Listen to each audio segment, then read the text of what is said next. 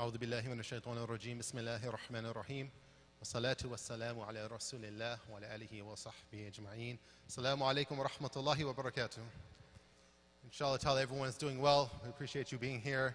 It's a very vital and very important topic, especially on a Friday night. I know there's a lot of traffic and getting home from work and all that good stuff to make it here to the masjid.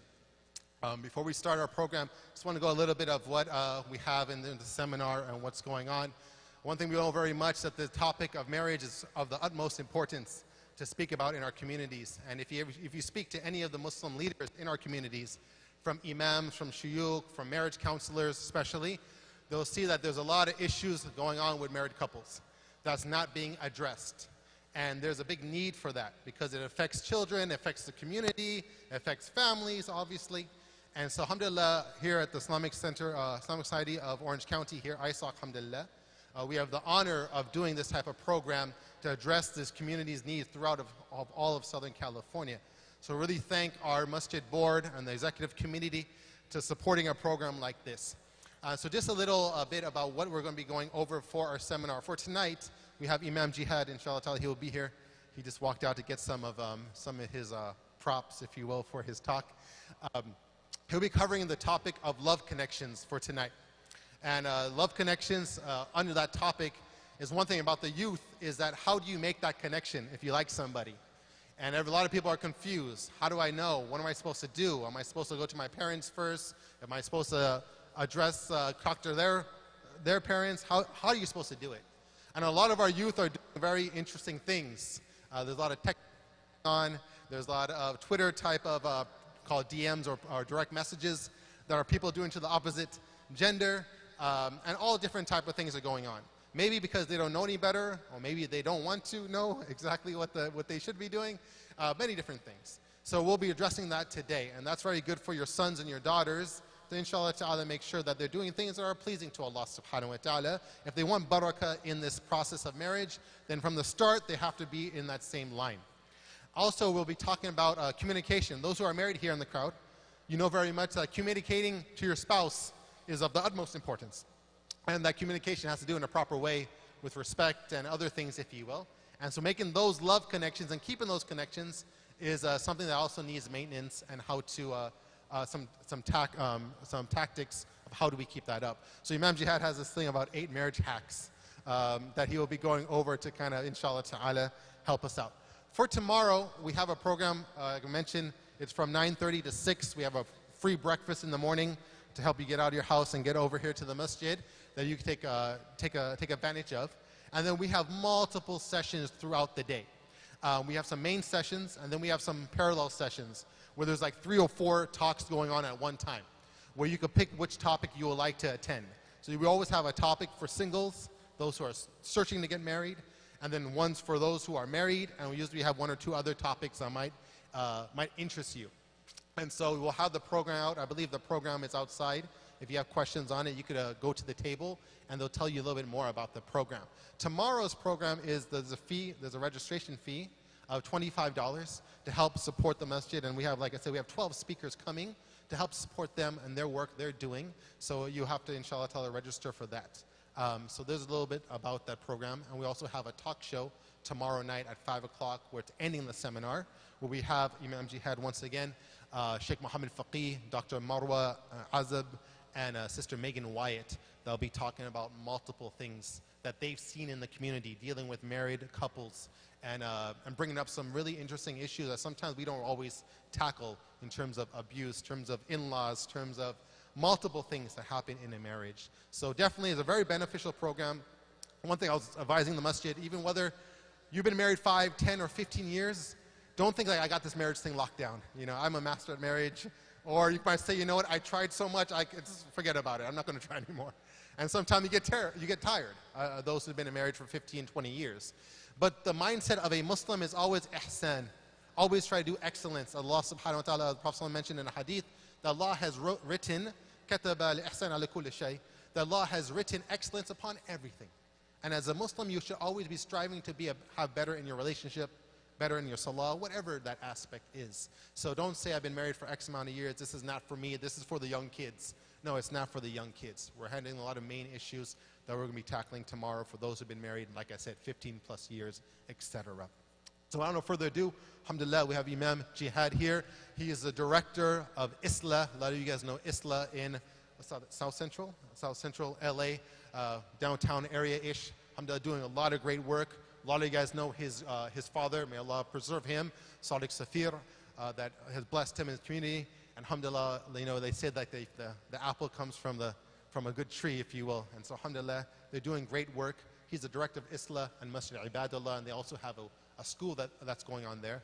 He has his master's degree from Bayan, from the Claremont Colleges in Islamic Studies, and he's currently doing his PhD at the Claremont Colleges also. So alhamdulillah. And more importantly, he has a lot of experience dealing with the community on marital issues and so forth. So inshallah ta'ala, we'll hopefully benefit from his knowledge tonight. Without no further ado, Imam Jihad.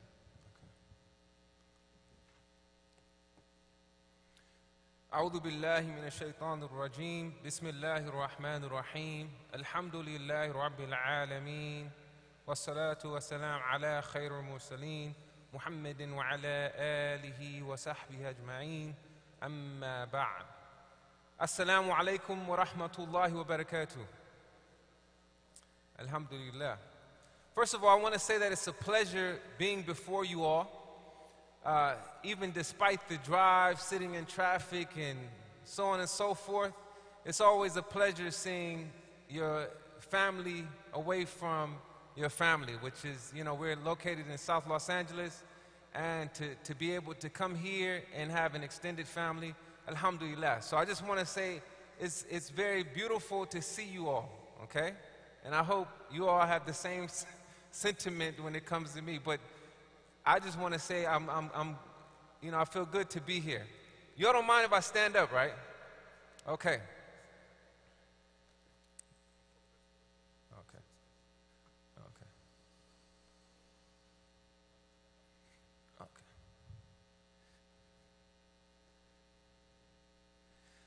In regards to marriage, I want to, be candid with you all. And I would say that I really don't belong up here. And maybe if my wife was here, she would attest. And as a matter of fact, if my wife was here, I would be very nervous speaking about this subject. However, I'm going to mention a few things that may qualify me to speak at least 30 seconds on this particular topic. Not as long as they have me speaking today, but at least a few seconds I can speak on this topic. When I first stepped into this position as imam, there was one year everyone was calling me from my community, Imam Jihad, I want to get married. I would get calls like at midnight and say, we ready to get married, meet us at the masjid after Salatul Fajr. And I would get calls all day. We want to get married. We don't want to wait. We don't want to wait. We want to get married right now. Where are you at right now? I'm out of town. Get on the plane and perform this nikah, please. So this happened for a year. And I noticed I did weddings all throughout this year. This was a while back. I don't even want to say when, but this was a while back. I did weddings throughout this year. At the end of the year, I looked up, and many of the couples had separated. They were divorced. They were divorced. So at that particular moment, I said, we can't continue moving on the way we're doing it. We are pretty much a drive-through masjid. You come in and you do your drive-through nikah. Individuals in the community, they weren't taking it seriously. So we had a situation where the marriages weren't lasting long at all. So at the end of this year, I said, I'm going to change. I'm going to do something different. So then I started requiring 6 sessions, 3 to 6 sessions of premarital training. Premarital training. And then it expanded into marriage mediation. So I took mediation when I was in school, and I said, we're going to mediate relationships. We're going to, if individuals, even beyond married couples, if they're having disagreements, then we're going to play or be in the position as a mediator. So we started the, Islam mediation services. And I learned so much from sitting down with couples, and it made me a better husband. And I still have a long way to go. I still have a long way to go. What we found different things throughout from dealing with couples. So now, for example, I sit with couples quite often doing mediation. I don't know how. I've never said I wanted to be a mediator. I never said that I want to sit down and manage relationships between people. I didn't want to be in this position, but I found myself having to somewhat prepare to be in this position, and I've seen a whole lot. One thing that I figured out, I thought my people had issues, African American community. And what I found out is that we all have issues. We all have some issues. Let me be honest with you all. You all don't mind me being honest, right? Okay, we all have issues. So I learned a lot from the different cultures. For me, it's been a cultural exchange. I'm going to share some of the things that I've learned, okay? And I call this 8 marriage hacks. If you see, I'm trying to be a little hip. I'm getting older and I'm going through a crisis. So I figured out some language that they use today. 8 marriage hacks. Are we ready for the first one? We need some energy in this room. Are we ready for the first one? We're talking about marriage. You all have to be excited. They're like, marriage. Okay. Okay.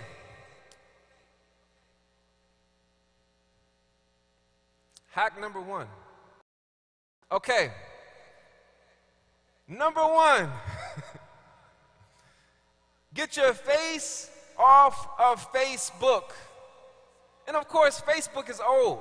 You have Instagram and what are some of the other things that people are using on social media?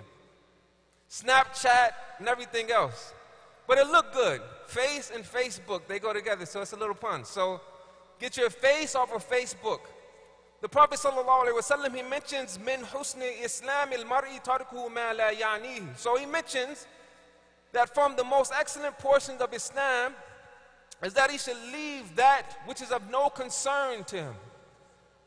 In other words, we should get out of other people's business and start focusing on ours. What I found out with many of the couples are not spending quality time with one another. I had to learn this from my family. My wife hates my phone and my books. My phone is always ringing and my books are always open. My daughter hates my phone and my books. My wife would complain to me. We didn't spend no time together. I said I was here all week. What do you mean we didn't spend any time together? You were here, but you were on your phone or you were in your books. Many a times when I'm finding out with couples that you have couples there together, but there's no presence. They're not really there together. They're looking at their phone all day. And this leads to a point of contention. For us, as Luqman alayhi salam, وَلَا تُسَائِرْ خَدَّقَ لِلنَّاسِ, he says, don't turn your cheek away from the people out of arrogance. Don't turn away from the people out of arrogance. The Prophet sallallahu alaihi wasallam, he would give people his full attention. He would give people his full attention. And they describe him as he would turn his entire body towards an individual when he's speaking to them. Are we doing this at home? Are we present? Brothers, are we present with our wives at home? Sisters, are you present with your husbands at home? And we look at social media. One, it's a distraction. 2, destructive social comparisons. So for example, I have a friend, he posts his relationship all day on his social media. My beautiful wife, and look what I'm doing, we're on vacation. Look at us, we're traveling the mountains and the seas and everything else. Some people look at that and they begin to compare their relationship with that. This is natural. This is a part of our cognition. We do social comparisons. And they look at it, why don't you post me more? So for example, I find couples who they're getting into serious arguments over you never like my pictures. You don't like my pictures. Why don't you like my pictures? Other arguments arise and you have single on your status. You need to change that, brother. Stop playing. You need to change that, sister. These are serious arguments. And then also, besides that, you have emotional infidelity, where individuals, they find someone else who they connect with, they form a strong, intimate bond with that person, a strong emotional bond with that individual. And what I want to say is get out of other people's DMs, and why don't you get in your wife's DMs? Why don't you get in your husband's DMs? So I'm not telling us to abandon social media altogether. However, we can utilize it for our benefit. Husbands, are you sending messages to your wife? Are you in your wife's DMs? Let's use the language of today. Our wives who are currently married, and individuals who aren't married, please take notes. Are you in your husband's DMs? Take advantage of these social media platforms. The problem is that we build an alternative life. We build another character on social media, and this turns into a point of contention between couples. Okay, number one is what? Everybody read. Get your face off of Facebook. I need more excitement. We're going to say it again. Number one is what? You all have to be more. Why aren't you all more excited about marriage? What's going on here? Okay, we're going to have to get a little deeper. Okay.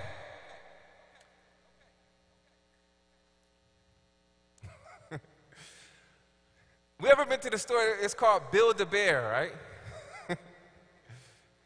Marriage is not build a spouse. Do we understand that? You can't change other people.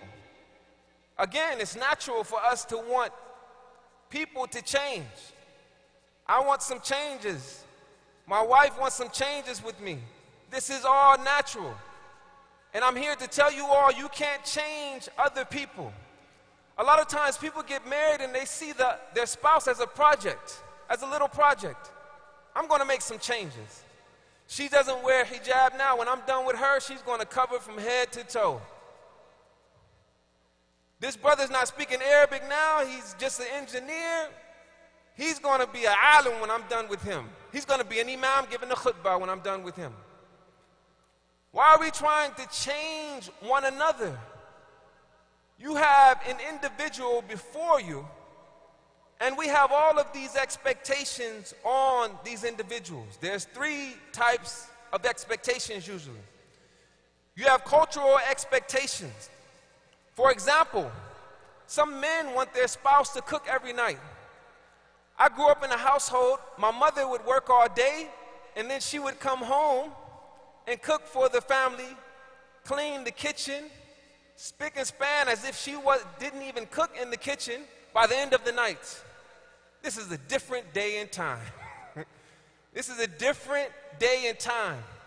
And I can't have those same expectations that I've seen growing up on my wife, and it's not fair. So you have cultural expectations. You have religious expectations. For example, a wife may, because it's supported by a text, it's supported by Quran and Sunnah, that we should be performing the salah. So the wife has an expectation, because it's supported by our text, that our husband should be performing his 5 salawat. He should be performing his 5 prayers every day. This is a religious expectation. Then you have universal expectations. Universal expectations, for example, is love. Like universally, we expect to love one another when we get married. What I'm telling us is that when you come into the marriage with all these expectations, you begin to expect for someone to change. How difficult is it for you to change your own self? Now you're trying to change someone else. And we look at, there's no universal concept of what a Muslim man and a Muslim woman is. Let's make that clear. During the time of the Prophet ﷺ, the women in Medina were different than the women in Mecca. The Prophet ﷺ, he was asked, why didn't you marry a woman from Medina? He said, because they have this strong sense of jealousy within them. They were different. They dealt with their men differently than they did in Mecca. So a lot of times we have this idea, and I'm going to tell you all straight up. We have this idea that comes from books. The books are one thing, but you're dealing with a real human being. You're dealing with a real human being. And we know that you have individuals such as Salama, radiyallahu anha. Salama, she was widowed. So she found herself in a situation, the men were proposing to her, left and right. You have Abu Bakr as-Siddiq, radiyallahu anhu, who came up to her and proposed to her, asked for her hand in marriage. Salama, she rejected Abu Bakr as-Siddiq. Who does she think she is? She's rejecting left and right. Umar ibn al-Khattab approached her. And she rejected Umar ibn al-Khattab, radiyallahu anhu, rejecting left and right. Then the Prophet ﷺ, if she reject, what's going on here? What's really going on? If she reject the Messenger of Allah sallallahu alaihi wasallam. But she came up with some things. She says, I have a temper, and I get jealous. And I'm afraid that I'm going to disrespect you, and I'm going to lose my reward with Allah subhanahu wa ta'ala. And she also says, I'm an old woman. And she says, I have many children. The Prophet ﷺ, he said, perfect. That's going to do. What's wrong with us when we don't accept people for who they are and what they come with? The Prophet ﷺ, he said, in regards to your temper, your jealousy, we're going to supplicate to Allah subhanahu wa ta'ala in hopes that it will subside. In regards to you being older, I'm an old man. It's going to work out. In regards to you having many children, I'm going to help you in raising those children. Again, not trying to change Salama, but accepting her as she is. What's the problem when we're trying to build a spouse? What is our problem when we're trying to build a spouse? Let's go to the next one. Are we ready for the next one? If it creates some agitation, good. Straight up, good.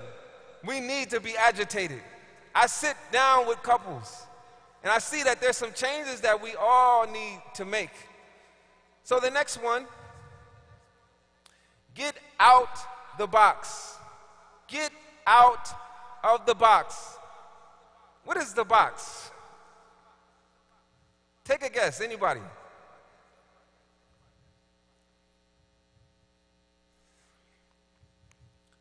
We have, and it's also within my culture, we have a cultural box. We have a cultural box that has created a lot of problems, that has been a point of contention in many relationships. And we think about also Salama and her family. So Salama, when the Muslim community, when they went to Medina, Salama and Abu Salama, they wanted to go with the Muslim community to Medina. But they couldn't go. They had to go later on. Why? Their trip was disrupted. Here comes the in-laws. Here comes the in-laws. The in-laws making sure you can't marry our daughter, or you cannot travel with our daughter. Separating the couple. Separating the couple. And I've seen it in a Muslim community where, because there's a cultural box that we want our children to fit in, that we allow it to split up the community. Let me give you all something, be very clear with you all. You've traveled to America. For those who have traveled to America, you have left your home, a totally different paradigm. You have entered into a multicultural universe here in America. And your children, you're going to find your children escaping the box, whether you like it or not. The problem I see is that I've talked to some of the young sisters in the community who say, because I like a certain individual, my father stopped talking to me. And I no longer have a relationship with my father. There's been couples back to back to back, whether we like it or not. You have individuals, because they're interacting in the MSAs, they are interacting with different people at their jobs and everything else. They're meeting and they're engaging with individuals from other cultures. And we get shocked when they want to marry individuals from other cultures. And it rocks and shakes the entire family, the foundation of the family, because we allow it to, instead of embracing and allowing it to be a time of cultural exchange. And we come and split up the relationship, building up all types of resentment to preserve the reputation of the family. And all we do is you send your son or daughter across the freeway to South Los Angeles to the African American imam to talk about these issues. And I'm there just to take notes. And I'm here as an observer telling you all what's taking place in the community. You have your children, they're falling in love with other people, but the family, they want to split up these relationships. And they want to, you find the people at their psychological low because of this. And this is the situation Salama went through. She was split up from her husband, Abu Salama, and then also they took her children away from her. These are the in-laws coming in. There's some times where your children are going to want to travel outside of this cultural box. And I would tell you, married couples, if there's something within your culture that has become something that may destroy your marriage, it's better to keep the marriage and abandon that thing that's within your culture, because there's a such thing as toxic cultural traits. Okay, let's move on to the next one. That one was what? Everybody read. 1, 2, 3. Okay, some of y'all don't like that one. It's okay. We're going to move on, inshallah.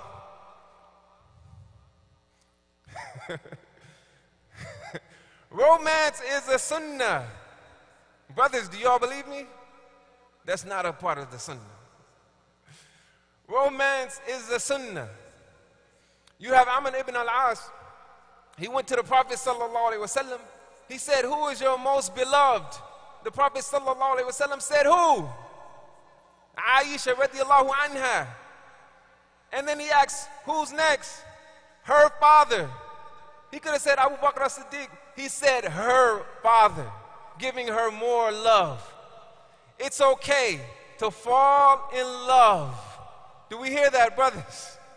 It's okay to be in love. Do we hear that, sisters? Nothing wrong with being in love.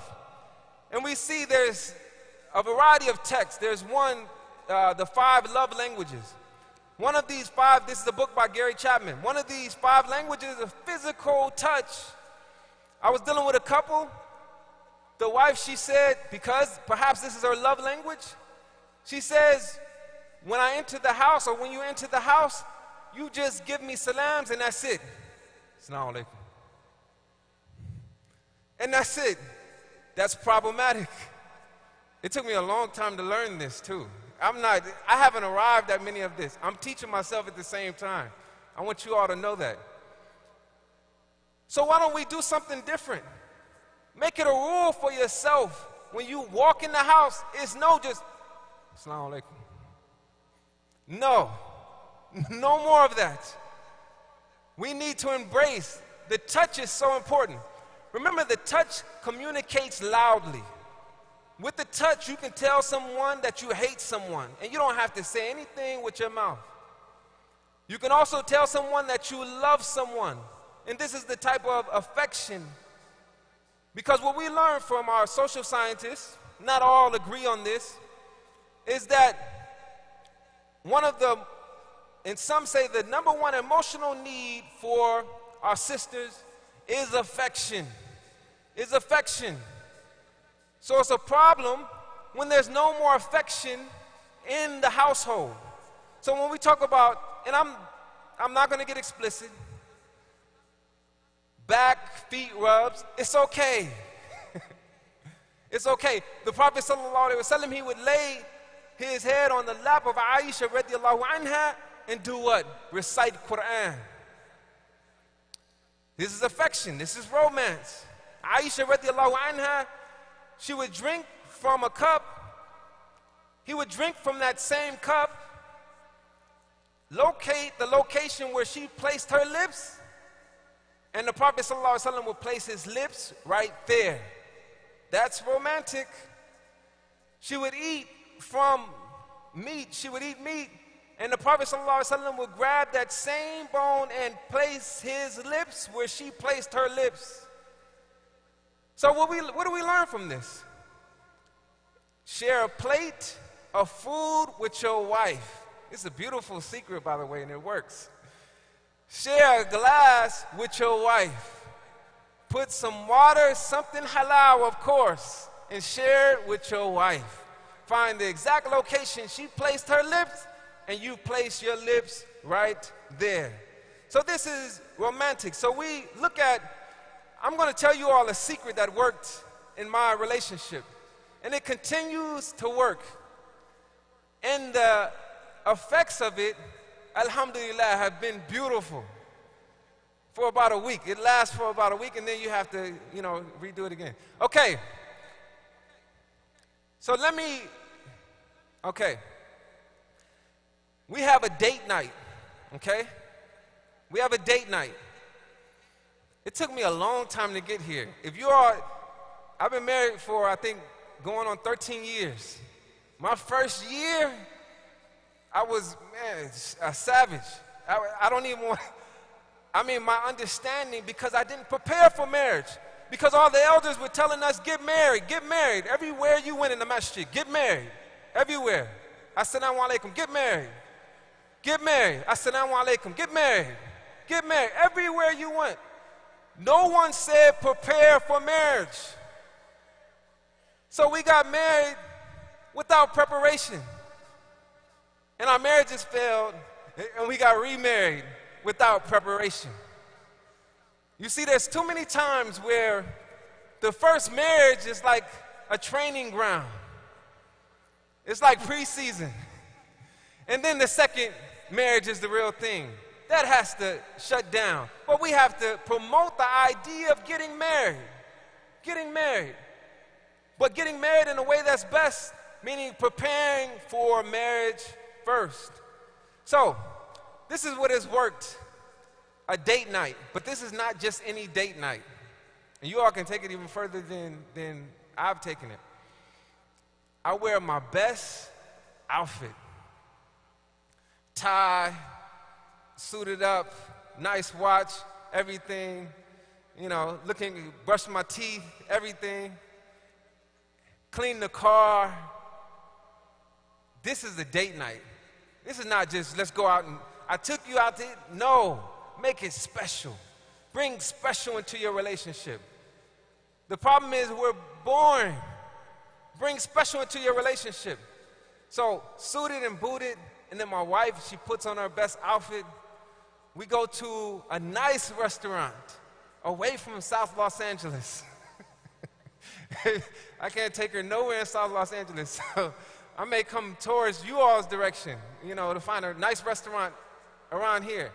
But I took my wife, alhamdulillah, we went somewhere like in Beverly Hills, so you got to save up some money to go, At least I do. So we go, everything is on. That day is like straight gentleman. I'm in rare form, you know, opening doors and everything. Try it. I'm telling you all, try it. One of the sayings, so Ibn Abbas, he mentions that I adorn myself for my wife, okay? Because she adorns herself for me. This is Ibn Abbas wearing his best outfits for his wife. His wife doing the same for him, that you all need to not abandon dating your wife. You all understand that? Okay, number 5. Create a partnership, okay? Let us, okay. So create a partnership. Everybody, let's say it on 3. 1, 2, 3. I need more energy. This is marriage we're talking about. Be excited about marriage. What's going on in the house, y'all? Okay, 1, 2, 3. Create a partnership. Let me be honest with you all. This is what I'm finding out with couples. He, meaning your husband, is not your son nor your father. He is not your son nor your father. And this is important for us to understand, because a lot of times the sisters, they have a couple of impulses. So one is to be a wife, one is to be also a mother. If we're not doing what we're supposed to do, this motherly impulse kicks in, and we have felt, if you have been a husband, you've felt the motherly impulse, okay? Some of y'all don't want to react to that one, and I understand, okay? So on this, understanding that the man is not your child, and this means that the wife should ask the husband about his masculine values. For example, some men don't like being called out in front of their friends. This has been a point of contention, which I've had to mediate between couples, where I've had gentlemen who say, you embarrass me in front of my friends. You embarrass me in front of my family by arguing with me in front of my family. This is a part of his masculine values. For example, there may be a nickname that is emasculating, that he doesn't want. Don't call me that in public. Don't call me Pooh Bear in public. Whatever it is, you have to ask, what are his masculine values? What are his masculine values? Don't assume, but ask, what are his masculine values? And then also, brothers, she is not your servant, okay? She is not your servant. That sometimes as men we get arrogant and we want to kick our feet up all day at home while we are being served. And that's a cultural paradigm. This is a new day, and this has become a point of contention, where the sisters are like, yeah, we did that for my father, but this is a new day. This is a new day, and I'm not about to serve you anything you want, okay? And we can argue back and forth whether it's right or wrong, but what we know in regards to even legally, there's nothing that imposes on the woman where she has to do housework. So we know, and that's not saying that the woman should do housework, but we shouldn't come in and become dictators in our households and turn our wives into slaves, because it shouldn't be like that. That this is a partnership, that we have to create a partnership, and we have to build partnerships where we appreciate one another. And lastly, in this right here about the partnership, that you all have to be balanced. Don't smother one another. Don't smother each other. That is good to say, I missed you. It's good to say, I missed you. There's nothing wrong with spending some time apart and missing your wife, missing your husband. Are we ready for the next one? Come on, I need a little bit more excitement. This is the marriage seminar. This is what, 3 days or 2 days or something? we're just getting started. You guys got to, okay. Okay. We're going to read that on 3. 1, 2, 3.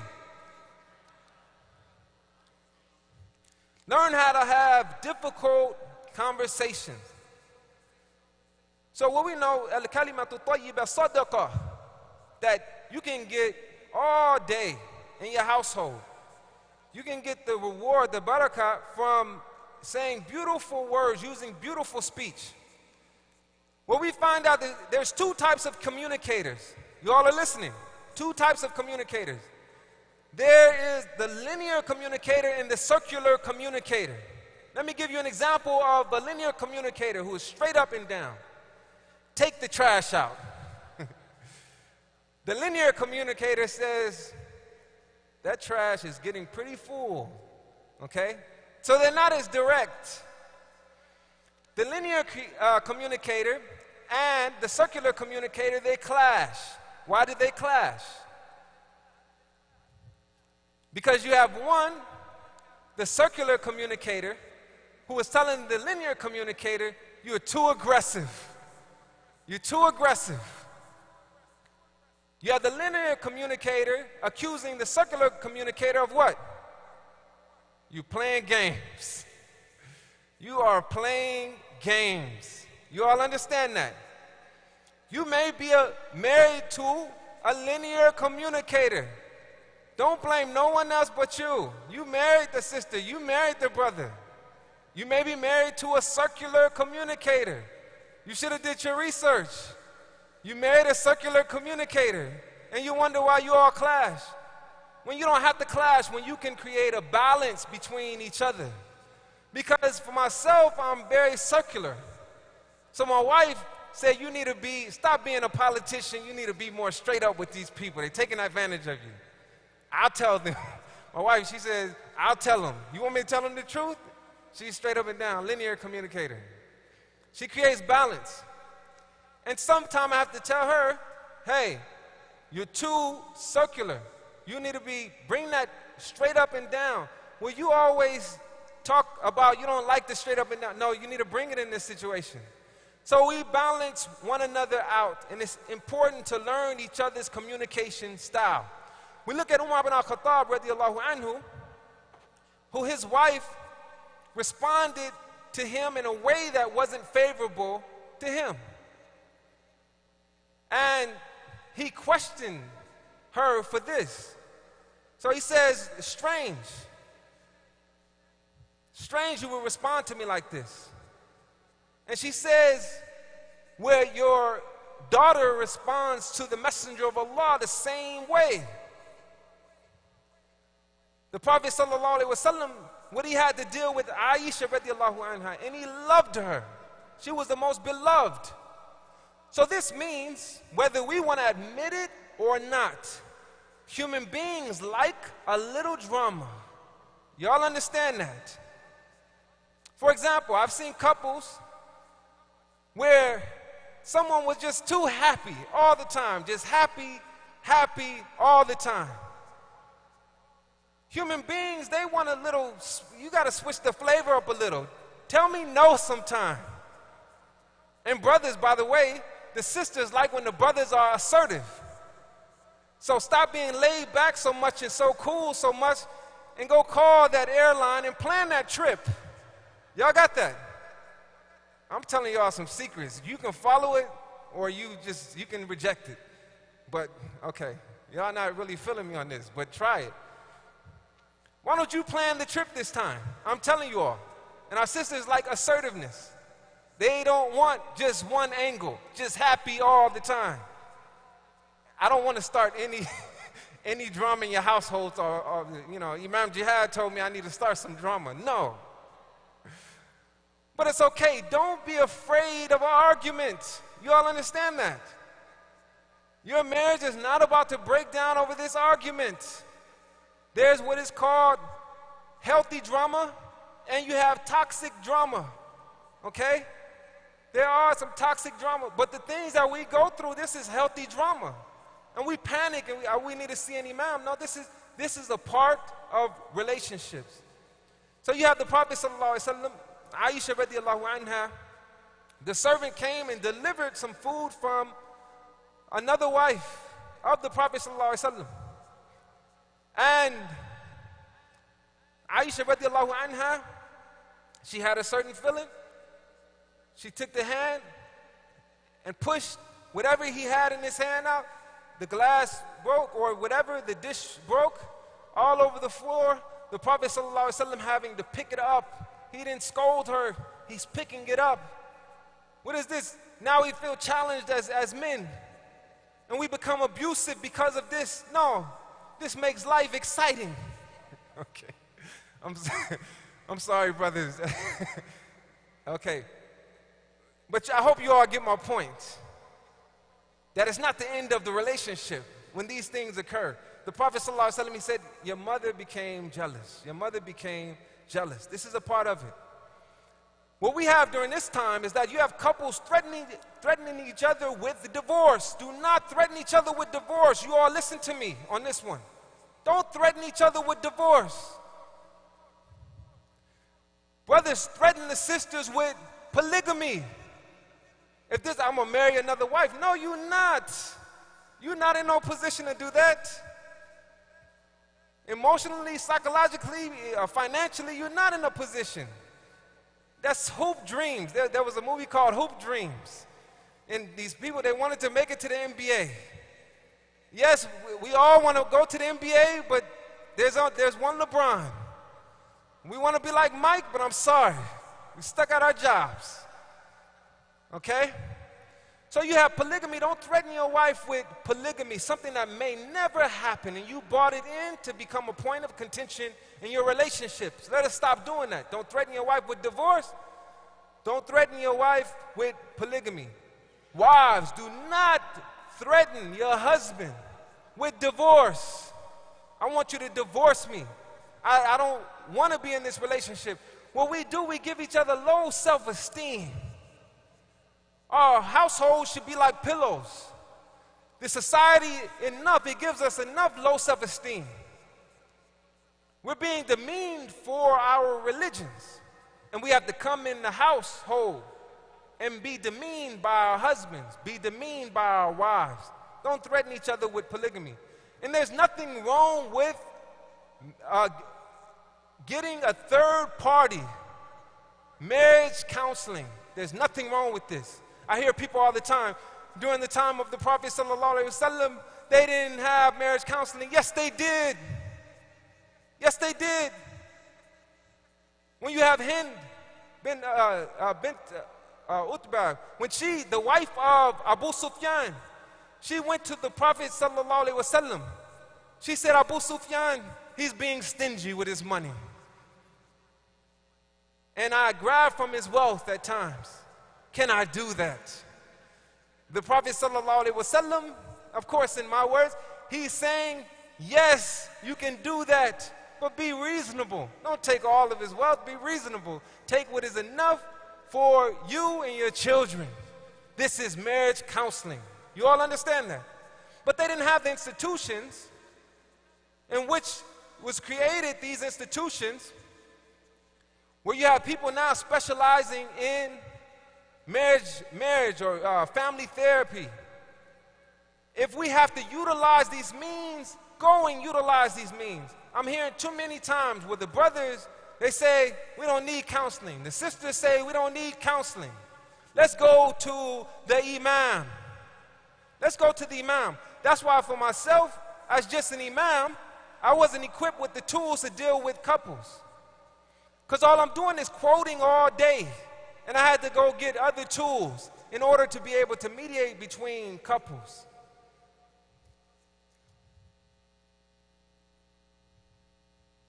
Okay. We're going to read this on 3. 1, 2, 3.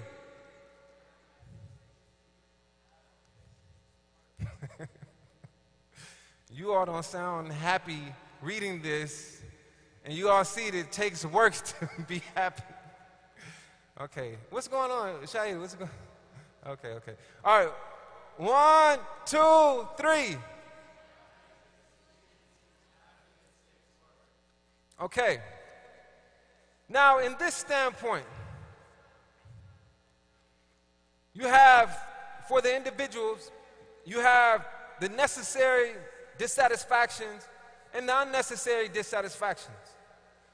So what we know from our tradition is that we have to have patience, sabr bil masa'ib, with things that we have no control over. We have no control over some of these things that occur. We have to have patience with the things we have no control over. But some of these things in our relationship we have control over. What I'm telling you all is that if you want to forgive, you have to act first, then the feeling will follow. If you want to show compassion, you have to show it first, and then the feeling will follow. The problem is we're always searching for the feeling within our hearts before we act. And what I'm saying is that act first, then the feelings will follow. And we have this over and over again where people aren't working to be happy in their relationships, that we get lazy in our relationships. For me and my wife, I got lazy and just gained a bunch of weight. I need to stop being lazy and go work out. Get lazy, stop going out on dates, and realize that we're not happy until we have to put in some work. We have to put in work to be happy. And then the last point, are we ready for the last point? They're telling me I don't have no time. Are we ready for this last point? Are we sure? Okay. We ready? Okay. All right.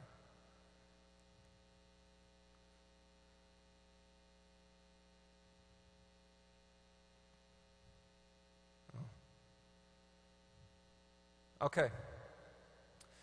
Divorced women, women with children, and women over 30 are desirable. You all understand that? Do you all understand that? Okay. Divorced women, we have to get rid of this thing. We problematize divorce. We're going to have more and more divorce. What I don't like seeing is some of the sisters, they have feelings that they will never be remarried ever again. And I don't know how that feels. They will never be remarried ever again. Some of the women with children, if we look at the Prophet ﷺ, his example with his wives. If we look at Jabir ibn Abdullah, he was asked why didn't he marry a younger woman? Because he was in a situation where he had young children that were left to him, and he needed assistance even with his children. So he got a situation that was fit for his condition. That we have to get rid of some of these stigmas. What we have in our community, we have these cultural boxes that we have. That we have individuals, when the children come out too dark-skinned, that becomes a problem. You have these cultural paradigms that we have, it has become a point of abuse. We abuse each other. We have all these stigmas attached to our sisters who divorce is a part of life, and the best of creation have went through divorce. If we look at the dua, who made the dua? Rabbi ibni li indaka baytan fil jannah, right? Who made this dua?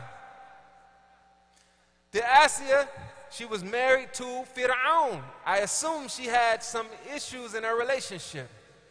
Am I right or wrong? Nuh, him having to go through his situation. Lut, having to go through his situation. Divorce is a part of life.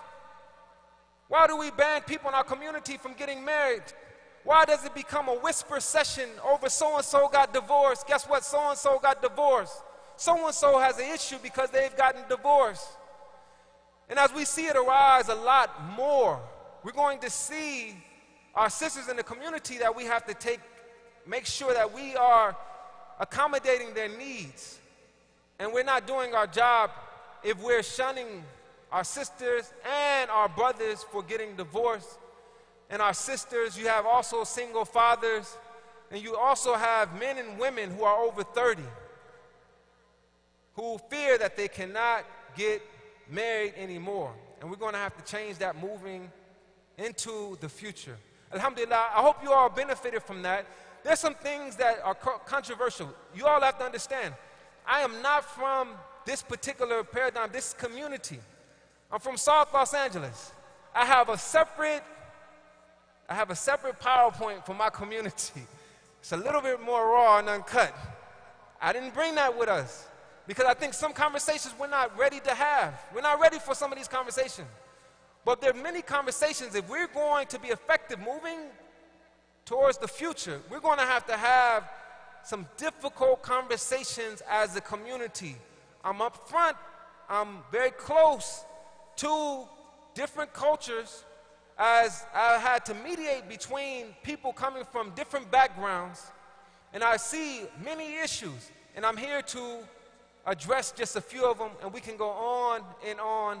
But with that, I thank you all for allowing me to give you all the 8 marriage hacks. We're gonna, I know some people were taking notes. What's the first hack? Get your face off of Facebook. Alhamdulillah. I have these t-shirts too. You know, this is about branding, man. This is, you know how it goes. Okay, what's the second? Number 2, raise your hand. Raise your hand. Yes, sir. Say it loud, man. Marriage is not build a spouse. Alhamdulillah, let's give this to our brother. He remembered that one, man. You shouldn't have said that, man. You are going to be reminded. Okay. Number 3. Say it again. Get out of the box. That makes us uncomfortable. Even, you know, my culture is same thing. Okay, alhamdulillah. I'm going to bring it to you. Number 4. Okay. Yes. Romance is a sunnah. Alhamdulillah. Brothers, what's the next one? Create a partnership. She is not your servant. You are not her what? Her father or her son. Okay.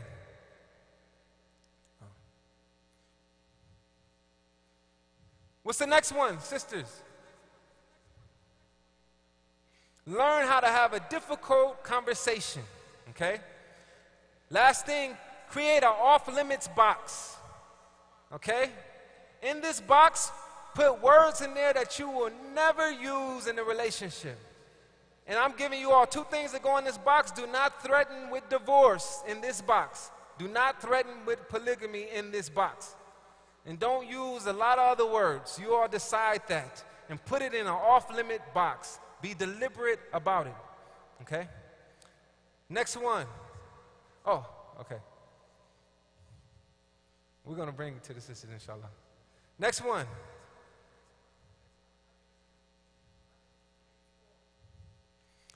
Unhappiness is what? And happiness what? Takes work, alhamdulillah. Okay? And alhamdulillah, the next one. Okay, yeah. Okay. The next one, okay, yes. MashaAllah, you're supposed to tell the brothers like you mean it, like tell them again. No, alhamdulillah, thank you. Thank you, alhamdulillah. So our divorced women, women with children, and what else, brothers? And, well, no, come on, brothers, let's say it together, inshallah. 1, 2, 3. Divorced women, women with children, and women over 30 are desirable. We understand that? Okay. Brothers like, whatever. Okay. So, alhamdulillah, I thank you all. Thank you all, and inshallah, we're going to continue with questions and answers, inshallah. Jazakallah khair, Imam Jihad, for that session and going over those points. Inshallah ta'ala, everyone benefited from it. We'll take a break for Salat Aisha. It will be at 8:30. So if you have to make wudu and freshen up your wudu, whatever you have to do, inshallah ta'ala, you can go ahead and do that. We'll ask the sisters once again if you could maybe go in towards that room again to make way for the brothers. And then once again, you guys could go back to your regular seating. We'll continue the program after Salat Aisha, hopefully around like 8:40, 8:45, and that will go until 9:30. We'll have a Q&A session. So if you do have a lot of questions that was presented, you will have that time, inshallah, to address them. Jazakallah khairan. Assalamu alaikum.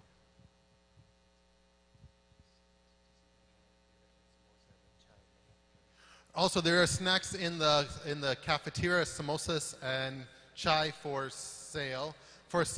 And also, Fountain Valley High School's MSA is having a bake sale outside. Please support our young brothers and sisters as they're trying to raise money for their MSA and purchase something, inshallah ta'ala.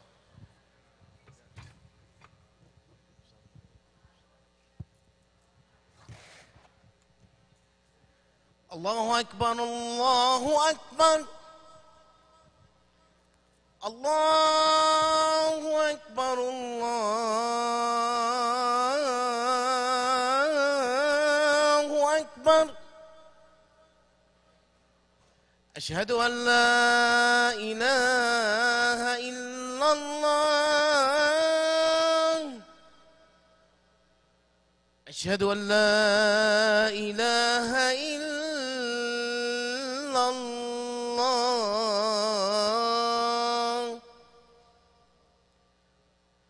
أشهد أن محمدًا رسول الله أشهد أن محمدًا رسول الله حي على الصلاة حي على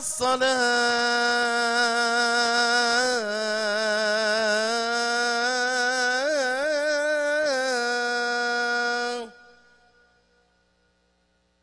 حي على الفلاح حي على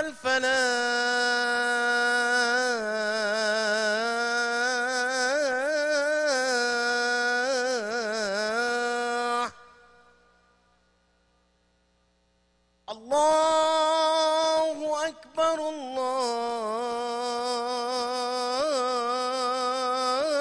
الله أكبر لا إله إلا الله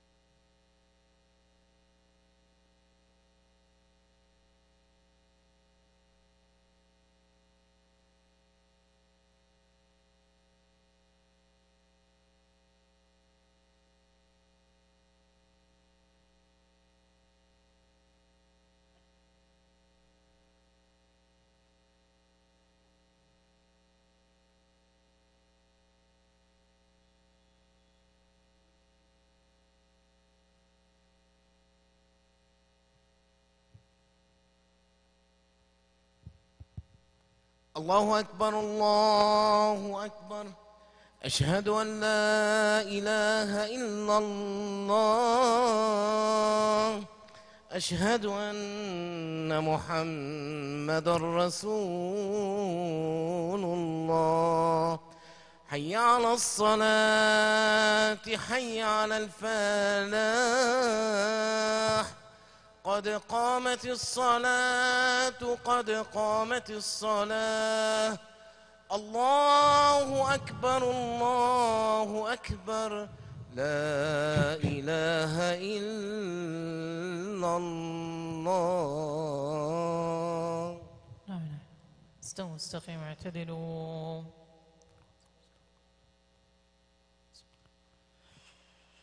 الله أكبر.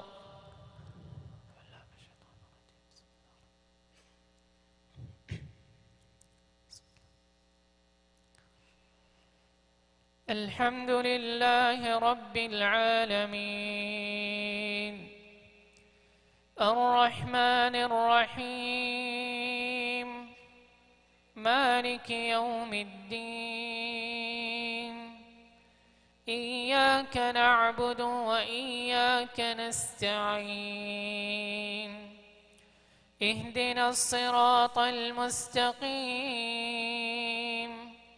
صراط الذين أنعمت عليهم غير المغضوب عليهم ولا الضالين.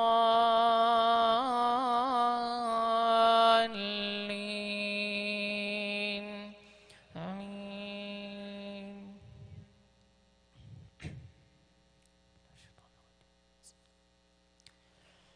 يا أيها المزمل قم الليل إلا قليلا نصفه أو انقص منه قليلا أو زد عليه ورتل القرآن ترتيلا. إنا سنلقي عليك قولا ثقيلا. إن ناشئة الليل هي أشد وطئا وأقوم قيلا. إن لك في النهار سبحا طويلا. واذكر اسم ربك وتبتل إليه تبتيلا. رب المشرق والمغرب لا إله إلا هو فاتخذه وكيلا. واصبر على ما يقولون واهجرهم هجرا جميلا. وذرني والمكذبين أولي النعمة ومهلهم قليلا. إن لدينا أنكالا وجحيما وطعاما ذا غصة وعذابا أليما. يوم ترجف الأرض والجبال وكانت الجبال كثيبا مهيلا. إنا أرسلنا إليكم رسولا شاهدا عليكم كما أرسلنا إلى فرعون رسولا. فعصى فرعون الرسول فأخذناه أخذا وبيلا. فكيف تتقون إن كفرتم يوما يجعل الولدان شيبا. السماء منفطر به كان وعده مفعولا. إن هذه تذكرة فمن شاء اتخذ إلى ربه سبيلا. الله أكبر.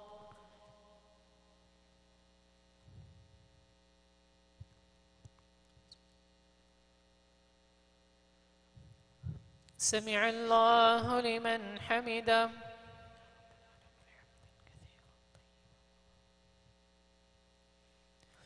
الله أكبر.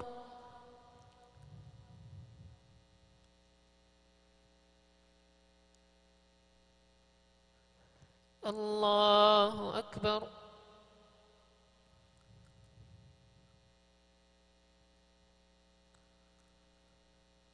الله أكبر.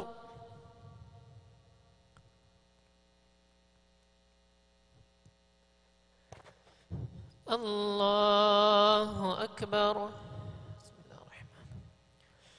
الحمد لله رب العالمين الرحمن الرحيم مالك يوم الدين إياك نعبد وإياك نستعين اهدنا الصراط المستقيم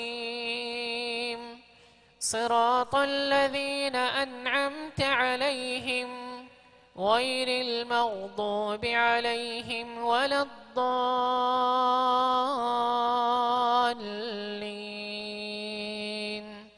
آمين.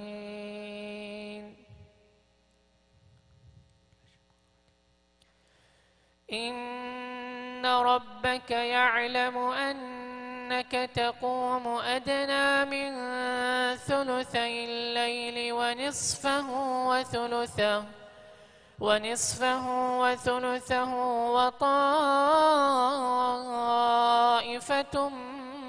من الذين معك والله يقدر الليل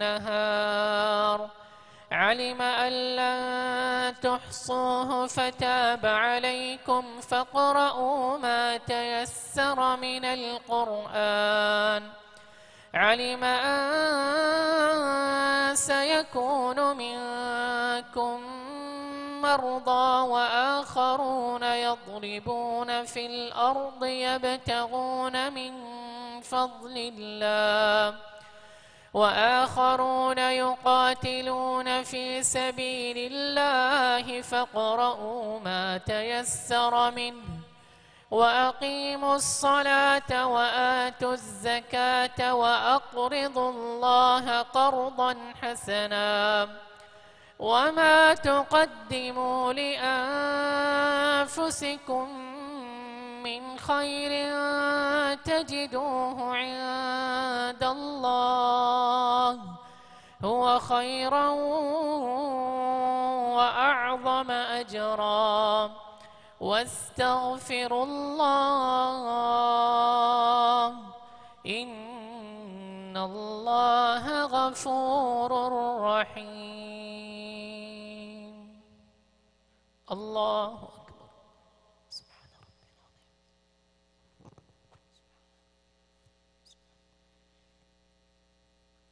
سمع الله لمن حمده.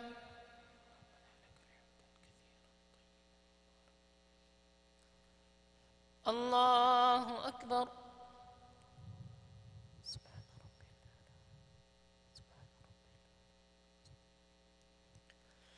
الله أكبر.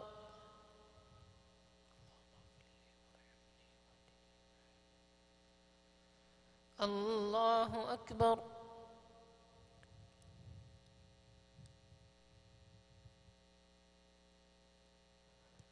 الله أكبر.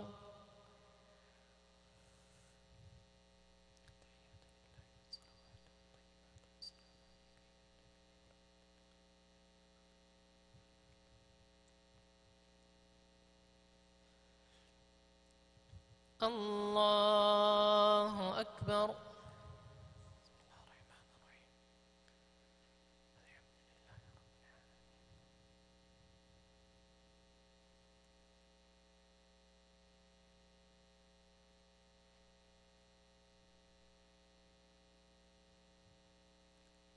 الله أكبر.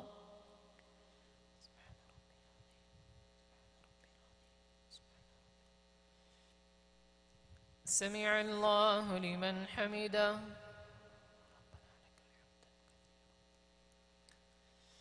الله أكبر. سبحان ربي.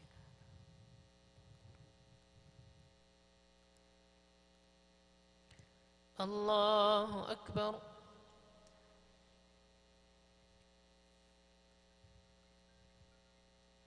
الله أكبر.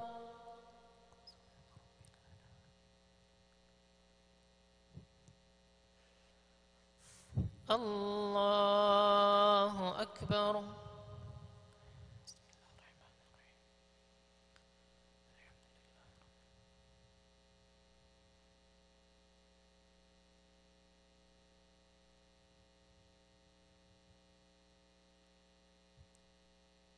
الله أكبر.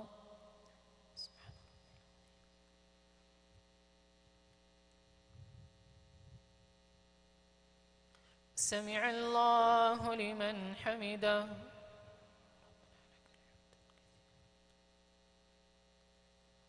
الله أكبر.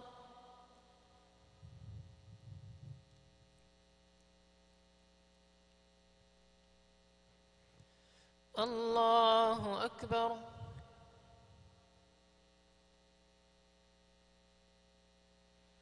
الله أكبر.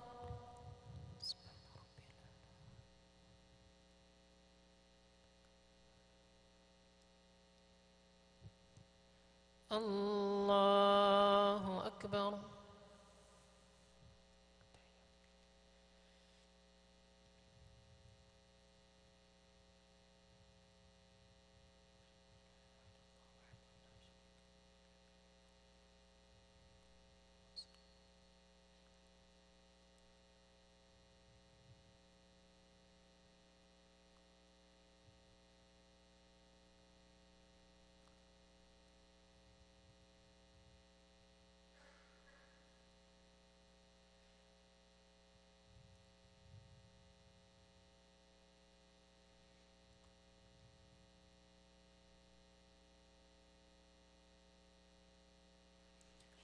السلام عليكم ورحمة الله.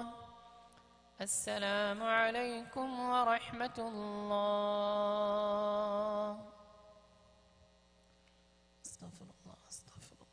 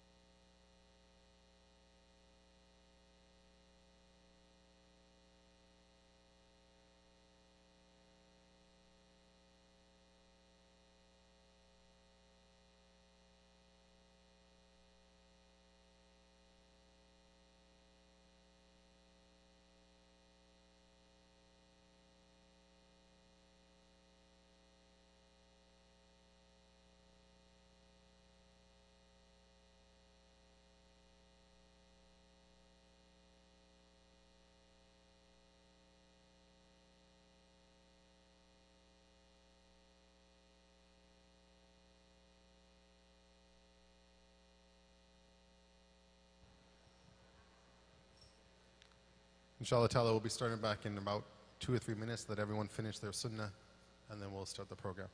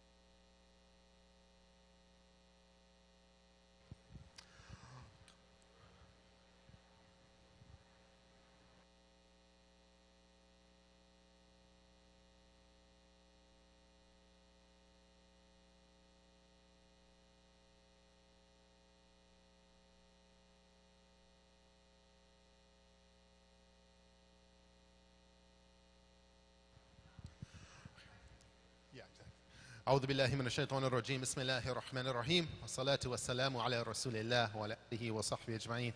Couple things, so inshallah we'll have an open Q&A session right now from a lot of things that were presented.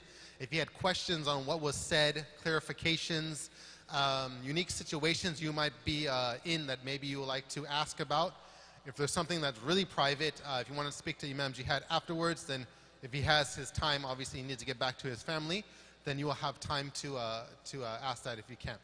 Just a little bit about the program for tomorrow. Once again, its registration fee is $25.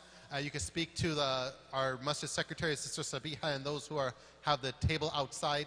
If you get your ticket for tomorrow, tomorrow's program's at 9:30. There will be a light breakfast provided for you in the cafeteria area, and it will start promptly at 10:30. The first talk, and so.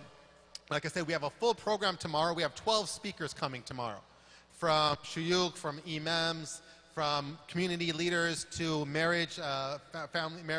family counselors, therapists, if you will, that will be coming here and talking on a variety of topics of how to find a spouse, how to deal with a marriage where the love is lost, and it's only arguments, if you will. There will be a fiqh session of all the fiqh, legal Islamic questions you might have about, can my daughter talk to this brother in this way? Is it halal? Is it okay? About mahar, about the dowry. Is there some, Islamically, what are the rules on that? All of those type of questions you have. I'm going to have a wedding ceremony. Are we allowed to have this type of music played, or this or that, whatever you might say. So there's also a session on that. So it's covering a lot of very different topics. You'll have the program outside if you want to look at it. Like I said, it's a jam-packed day. There'll also be a lunch provided for you for purchase. So a lot of things are going on for tomorrow. Definitely try to be here for tomorrow and participate in it. I don't know about you, we don't really see a marriage seminar like this here in Southern California. Definitely not one with 12 different speakers, right? You're not going to probably see a program like this probably for another couple of years. So once again, we'd like to thank the Masjid Board and the Executive Committee, the Shura for supporting programs like this and doing this, and the Programs Committee for putting this on. Also, there is a Fountain Valley's MSA, a high school MSA having a bake sale outside. If you guys could support them, buy something. And in the cafeteria, there is samosas and chai for purchase. You could also go there. One more announcement before we give it over to Imam Jihad. This masjid is trying to have programs every Friday night for the community. We'll love the masjid to be packed like this for every Friday night to really build our community. So next Friday, which is September 28th, and the series that will be going on from next Friday, and will go on for about 6 or 7 Fridays in a row. We have a series on the life of Salahuddin Ayyubi, rahimahullah, the famous Salahuddin that ended up conquering or defeating the Crusaders in Palestine and freeing Palestine once again. One of the highlights in our Islamic history. Some of our history is kind of not always unclear, and sometimes it's a little yucky and ugly, but this is definitely one of the highlights. So we have Ustaz Hassan Alwan, will be here with us next Friday between Maghrib and Isha, and he will do a whole series on the life of Salahuddin. So once again, it's very important that you learn about our great figures in Islamic history. Those who don't know the history, then it would end up failing because that history repeats on us over and over again. So that's happening next Friday, and will continue for 6 and 7 Fridays in a row. So please be with us next Friday also. There are note cards that are going around and pens. If you would like to write down your question, you could go ahead and do so. But those who want to ask a question in public, if you will, I will be passing the mic around, inshallah ta'ala, and Imam Jihad will be answering your questions. So let me get him the microphone.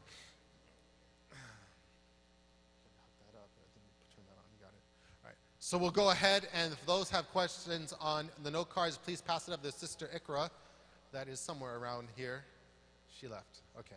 So if you have your questions, just kind of wave your note card. I'll come and pick it up from you, inshallah ta'ala, and we'll answer those. But if you want to raise your hand, you can go ahead. I will pass the mic over to you, inshallah ta'ala. Does anyone have to start off with the question and answer session? Brothers or sisters? MashaAllah, no questions. They understood everything, mashallah. I think we're man. done. Yeah, I think we that's can good. cancel the program tomorrow, actually. That's it. I think you covered it. Yeah. Do we have questions on the sister side? Yep. Okay, inshallah. We have one here. Do we have anyone from there? We'll just get them. I guess a lot of people are writing down their questions, inshallah ta'ala. So I will collect them, and I'll stand in the back, inshallah ta'ala, and I'll ask you the questions then. So the first question. Can I see him? Because some I may Okay, put them in order. Yeah, Oh, yeah. So I might tuck under. This is the fiqh question here. Okay. Okay, I can lay that alone. You can go ahead and I'll collect them then, inshallah ta'ala.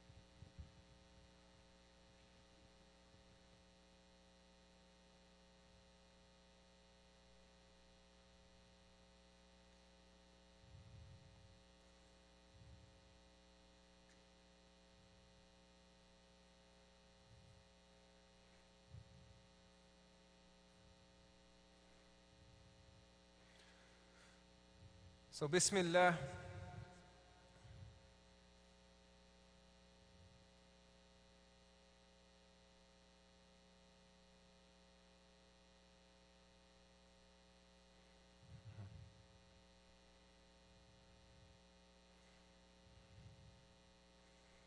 So Bismillah. So we'll start with this question. There's a few other questions in here. We're going to we'll see what we'll do with those. Okay. What is the Islamic role to stop fighting between husband and wife? What is the Islamic role to stop fighting between husband and wife? Okay. I gave some of the, and I think what's important is that we have to open our minds to take sort of approach that, it's an integrated approach. So we fuse, for example, some of the modern studies also with the traditional text. You know, so we have, first of all, like, of course, we have some sayings. The Prophet sallallahu alaihi wasallam, لا تكلم بكلام تعتذر منه غدا. That the Prophet sallallahu alaihi wasallam, he said, don't say something that you have to come back the next day and apologize for. Don't say something that you have to apologize for. He says that when one of you all get angry, إِذَا غَضِبَ أَحَدُكُمْ فَلْيَسْكُتْ, then you should be quiet. You should be quiet. So how do we fuse that with maybe a modern study? So we have that right there, because it may be abusive if somebody shuts down all the way and they just dismiss. They don't talk about the issue, and they just shut down for days, sometimes for weeks. That can be a form of abuse. So we think of abuse, for example, if someone is cursing and hitting, you have your verbal abuse, you have your physical abuse, but I looked at that as being abusive also. A person who shuts down, I've had cases where we find that the couple, they place the wife has blocked the husband has blocked the wife. That can also be forms of abuse. In some cases, they do this for days, where now the husband or wife has to go and search for that person. So when the Prophet ﷺ, we follow his advice, immediately the Prophet ﷺ, he says, for example, patience is when calamity first hits. Patience is when calamity first hits. When an issue arises, instead of allowing emotions to dictate the situation and everyone is just arguing and back and forth, someone should shut down. فَلْيَسْكُتْ. Someone should be quiet. But it doesn't mean be quiet for days. One of the things that I want us, this is a tool for us, this is a tool that we have given other couples, is that you began to participate in a deliberate conversation, meaning you develop a cue, and this word may be used to initiate the conversation. When an argument arises, someone has to shut down, both in the couple shut down. You figure out a deliberate time to talk about it. Do not argue in front of the children. Do not argue in front of the children. Let me say this again. Do not argue in front of the children. And this is difficult because things arise just all of a sudden. But patience is when calamity first hits. And when one of you all become angry, you should be quiet. Develop a deliberate conversation. For example, can I be honest? Can I bring my life into this a little, if you all don't mind? Okay. Yes, imams or whatever, the people who are presenting, they have had arguments in their relationships. One thing that I found, something that worked out with me and my wife, is that instead of arguing, just right there on the spot, shutting down and scheduling a conversation, okay? And in one instance, we developed a location. We're going to meet at this time. In that situation, we went to my vehicle. We went to the car. We developed the time, and I'm mentioning this slowly so we can write this down. Develop a time, okay? A location, a subject. And we go in the car, and we have what is called a sharing conversation. A sharing conversation. I'm not dictating. I'm not being a tyrant. I'm not talking over her. We develop ground rules. You all hear that? We write down, we're deliberate about everything. We develop ground rules. Does this work every time? No. Sometimes it's not going to work. But someone has to step up and say, hey, we have this tool, let us use this tool. So we go to the car, we're away from our child, we're away from our daughter. While our daughter is not damaged, you see the early childhood, experiencing things in the household. Your child brings that into later relationships. They bring that into later relationships. In the car, we have a sharing conversation. There are 4 parts of the sharing conversation. Are we ready for the 4 parts of the sharing conversation? The first part is share. Share. Clearly share your thoughts using I statements. Don't blame. Don't blame. وَلَا تَجَسَّسُوا. No suspicion. I see couples when they're arguing, I know you felt something. You don't know. Allah knows the secrets fi sudur, in our hearts. He knows the secrets of the hearts. We don't know. We don't know the intentions of our spouse. We have no idea. A sharing conversation using I statements. Number 2, listen. Listening is a science. I had an entire class one time on listening.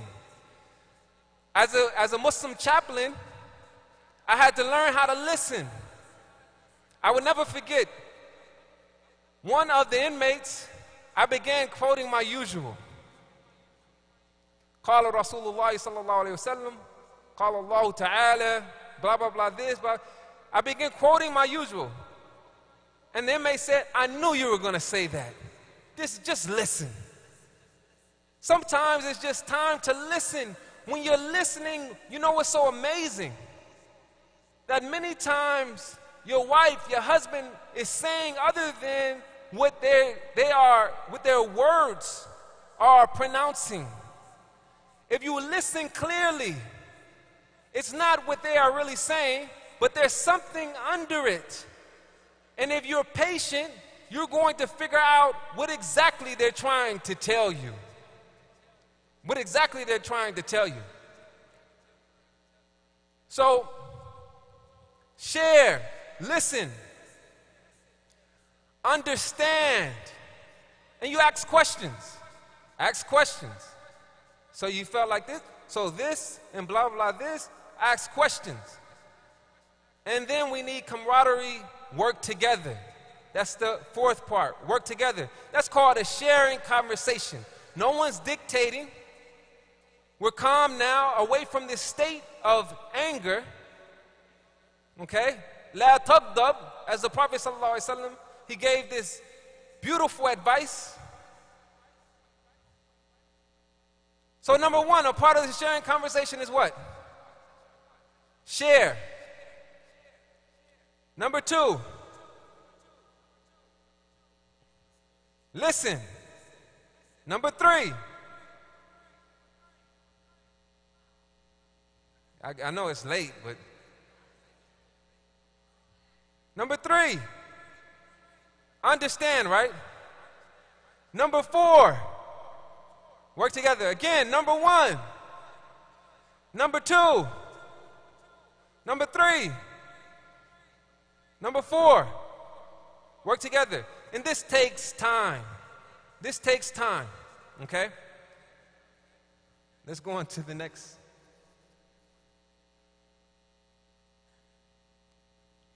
To my wife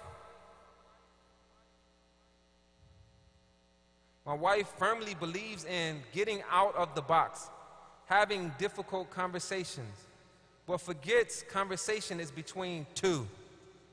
Wow. Okay. Please explain or stress about conversation. And this is why we have to have sharing, that we cannot dominate the conversation. Do not dominate the conversation, that this is a partnership. This is important. The thing that gets couples where they have to go seek outside help is their conversation styles. Because they've grown up a certain way. They've grown up a certain way. And it's hard to undo someone and all they've been through, all their experiences. When we come to these relationships, we come as human documents. We come as human documents. What I should do is try to observe and read this human document. Learn to observe, read this human document. With you all need to spend time allowing one to talk. There's a principle called step up and step back. Don't dominate. You speak, utilize I statements.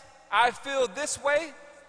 Don't accuse, don't blame, and allow the other to talk. And you have to listen with the heart. Listen with the heart. You listen with the heart. Listening with the heart is a part of this is attached to basira. Basira. And where we have the seeing with the heart. And it's going on beyond what we hear. We're looking at the hand movements, and we're observing this beautiful, living, human document that has needs that I have to learn. The Prophet ﷺ, he knew Aisha radiallahu anha. He says when she was upset with him, he knew He observed her. Why? Because she would say what? Somebody louder. Say it. She caught the Lord of Ibrahim. When she was upset, he observed her. And when she was pleased with him, she said what? Now is the Lord sustainer of Muhammad sallallahu alayhi wasallam. So we need to learn each other. And it's going to take work from both sides. And that's why happiness, it takes work. So learn that sometimes you have to get out the box and it takes time. It takes time. Like this isn't stuff that happens overnight. For myself, I came and I'm still a work in progress. That's why sometimes I have to come back and I have to try again and get better and better. But the person who says, this is me. I had one gentleman, he said, this is me, this is me, this is how I was bred and born. I'm not changing. That's very difficult. That's a person who's not willing to grow. You know, they talk about the person who's not willing to grow has entered an early grave. Because just like the deceased no longer grow, this human being who is you should be learning and take the time to expand on knowledge. Okay? So I'm not sure if I was very clear on that. Salam, often Muslim men, divorced Muslim men, have no outlet or support from the Muslim community. They are often seen as the abusers. The stigma against marrying them is high, meaning it's easier to date and never marry than to remarry. Thoughts? We have to get rid of this stigma for the divorcee and problematize divorce. Some relationships have an expiration date. That's just point blank. And that was a platform for that person to become better. And I'm going to be forthcoming with you all. Being a part of a community that was constantly saying, get married, not offering the means to prepare for marriage. My first marriage was a divorce. It ended in divorce. And for a while, I'm covering it up. Now, as I'm getting older, I'm like, the Muslim community, we need to be real people. What we have is this idealized Muslim man and woman that's in our minds. This is our creation. That wife that gives you flack, that's a real woman. That husband who's sensitive but tries to cover his sensitivity, his ego comes out, that's a real man. The problem is we're coming in these relationships, we're not able to deal with real men and real women, essentially real human beings. And we have a tradition where we have Musa alayhi salam, who he struck the Coptic Egyptian, killing him. Musa was on the run as a fugitive. He was homeless and hungry. Homeless and hungry and on the run. Don't discount that brother who has been divorced. That may be a good brother, and you may be passing on the opportunity of a lifetime. Do not discount that sister who is divorced, but also has a few children. You may be passing up on the opportunity of a lifetime. What we know is that the Prophet ﷺ, these were real individuals. The Prophet ﷺ, they dealt with the individuals in their community, and they dealt with them how they were. They allowed them to be themselves. That all this, what we have in the community right now, we have, for example,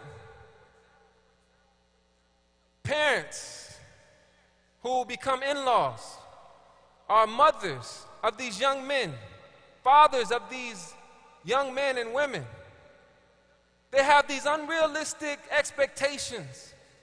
Son, I want you to marry this certain type of woman. An angel from the heavens sent down. Mom, she doesn't exist. But Sumayya at the masjid exists. Why can't I marry her? But son, she's not from the heavens sent down to earth. The same thing. He's not from the heavens sent down. He's human. Why would you want to marry a human? And we find ourselves, this is what we have in the Muslim community. We're not teaching essentially our young people how to deal with real people. Real people have gone through divorce. Deal with it. Let's not turn it into a problem. Let's not turn the brother or sister into a spectacle. The brother is a good brother. The sister is a good sister. We have the means now where some of us, if we have to get it, we need to sit down with a therapist. Sit down with a therapist if you have to overcome the obstacles that were presented to you in that marriage, because you're still dealing with heartbreak coming out of that marriage. The sister may still be dealing with some heartbreak coming out of that marriage. So be willing to also, as a divorcee, as someone who has been through a divorce, be willing to also sit down and talk about your issues instead of bringing your issues into the marriage with you. Be willing to sit down and talk about those issues. But we have to really get rid of this stigma that is upon our Muslim brothers and sisters. Okay.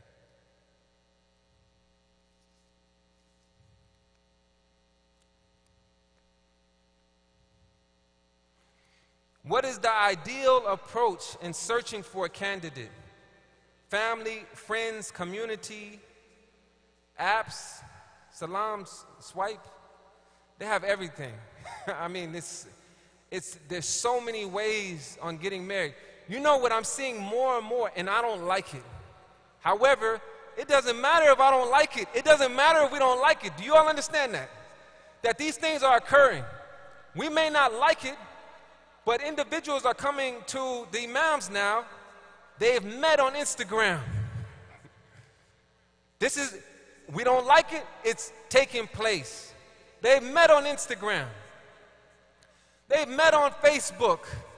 I'm conducting marriages, people flying in from different planets. Literally flying in from places very far. I performed a marriage a few days ago. That was the first time they met. Where did they meet? Where did the young couple meet? I performed the nikah, and I'm sitting there looking at this. Look at this generation. I mean, I'm not that old, but you know, I'm still a millennial. Don't get it mistaken. Okay. This is how it looked. This is at the Muslim wedding. The sister's coming in, the brother, I have to go. At that point, I'm like, okay, you all do your thing. But this is how it's looking at these weddings. They're meeting each other on these social media platforms. What I would say is that there needs to be set up, you all have to continue to have programs such as this. There has to be a multi-pronged approach. Because although there are many marriages taking place, there are still a lot who are single. There are still a lot of our sisters, a lot of our brothers who are single. You have, for example, you have something separate than the imam. There needs to be something separate that's set up, okay? And this entity deals with the marriages in Southern California. So you all can have a database for South Los Angeles. You have a database for Anaheim. Remember, this is an idea. I just want my cut after you guys start it up. I'm just playing, but you all set it up. There's a database. You create a database. You bring people in for interviews. You ask real questions. And these are the matchmakers in the community. Everyone knows to go Southern California, you go to these matchmakers. And you all are analyzing the profiles, okay? You're matching them up.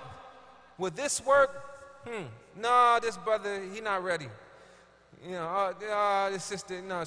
So you have all these profiles, and you all need to develop, a separate body. When we see different platforms being utilized on social media, do not panic. This is happening because locally we need some people to take charge and deal with this seriously and take a database from many of the masajid and see who's single. And when someone wants to get married or is interested, you all have your events quarterly. You have your events every 2 months. That needs to be set up. Do you all hear me on that? Okay.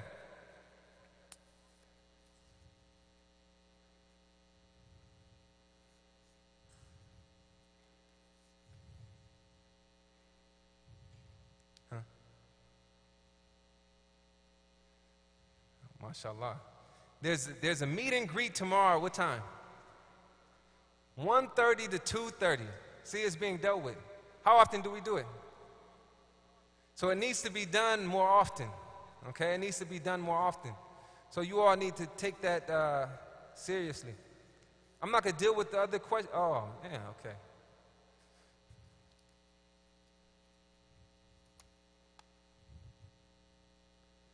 When a couple has major differences in practicing the faith, how do you come to terms with each other and still remain respectful? Okay. You know, some households, these are intra-faith households. So you have one who may have grown up applying the deen differently from their spouse, and it creates this point of contention, okay? What I would say is that, first of all, the questions should have been asked before getting married.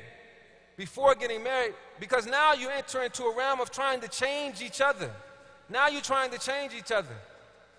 At that particular point, there needs to be mediation. In mediation, how we deal with it is now it becomes a negotiation.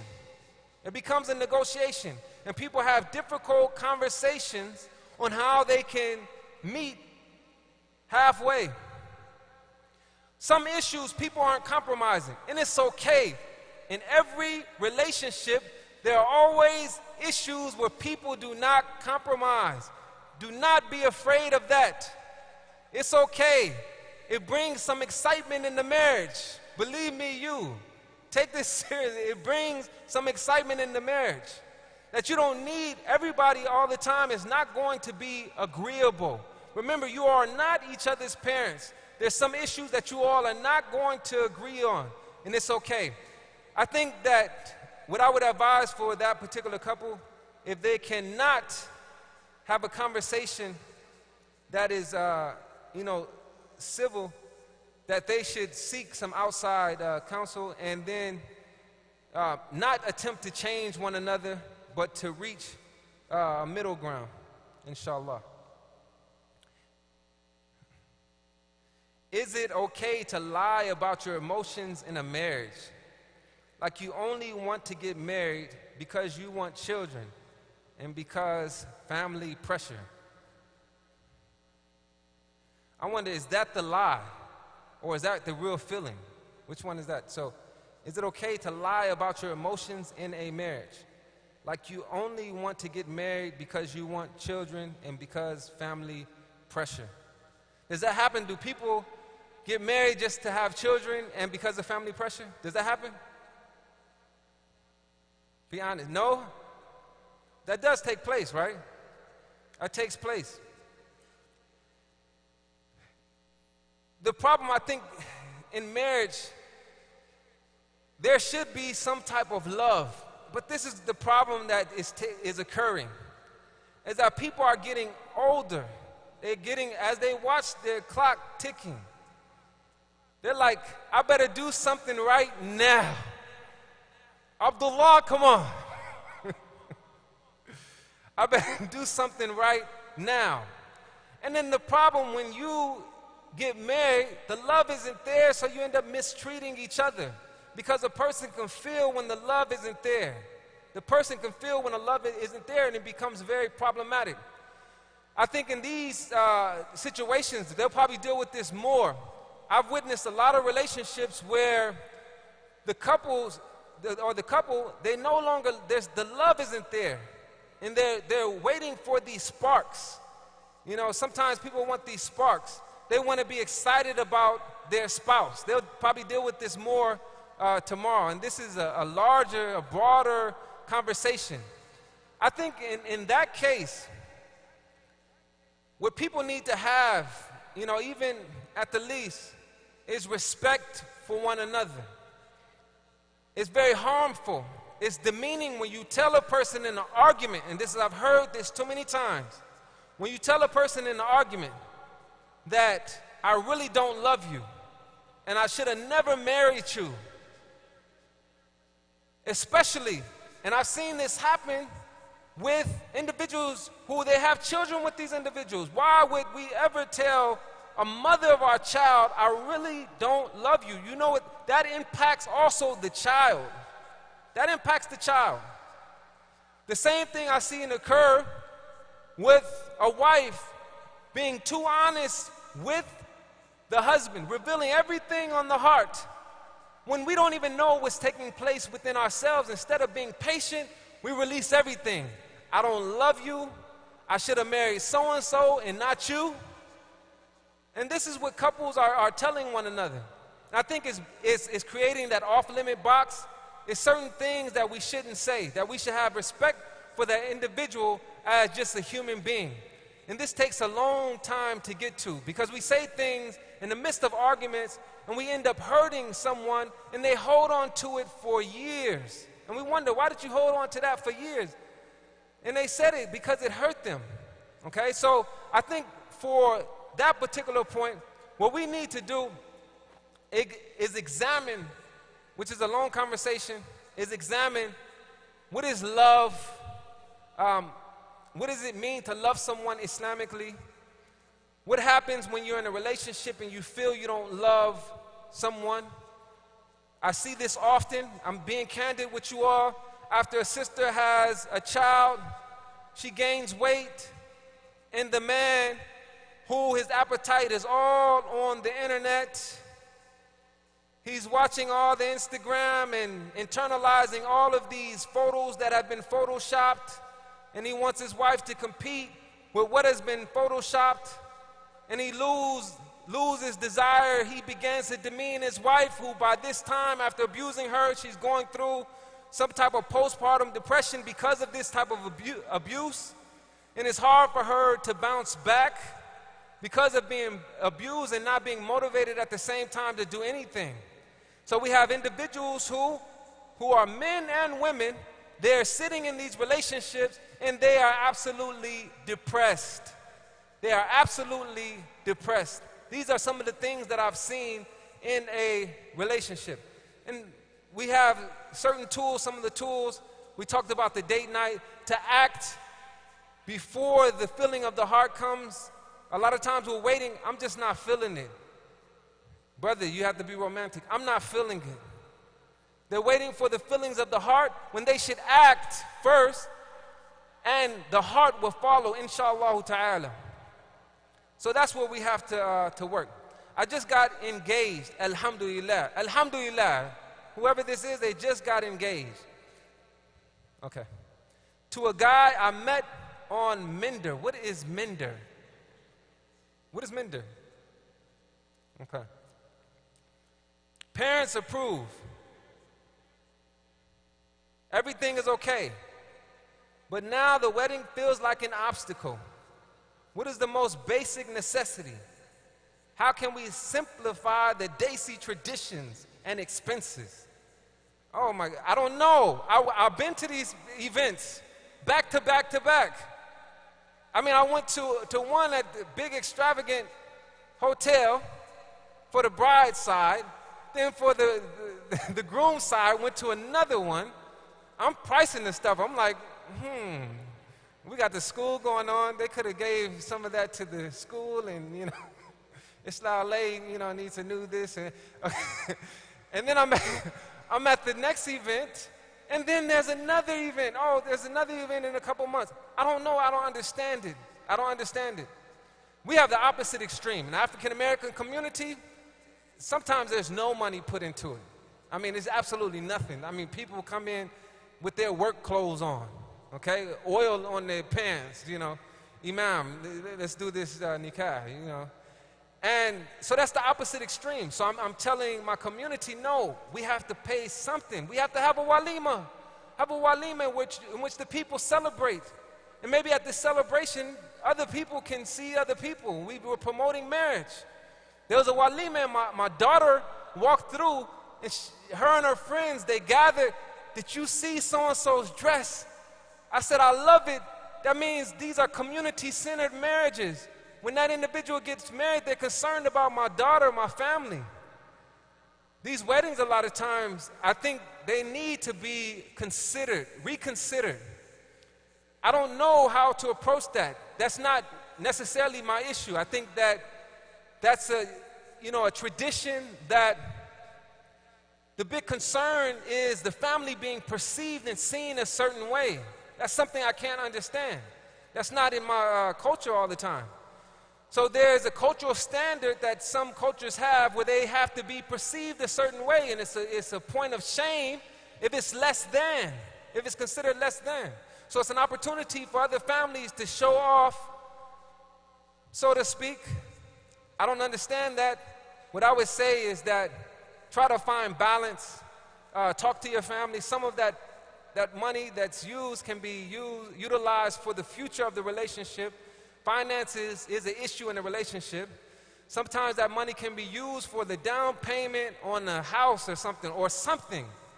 Okay? It can be used to help out, put away for the child when the child goes to college or something else. I don't know. But sometimes that stuff does get out of hand. Alhamdulillah, I thank you all for giving me time to present before you all.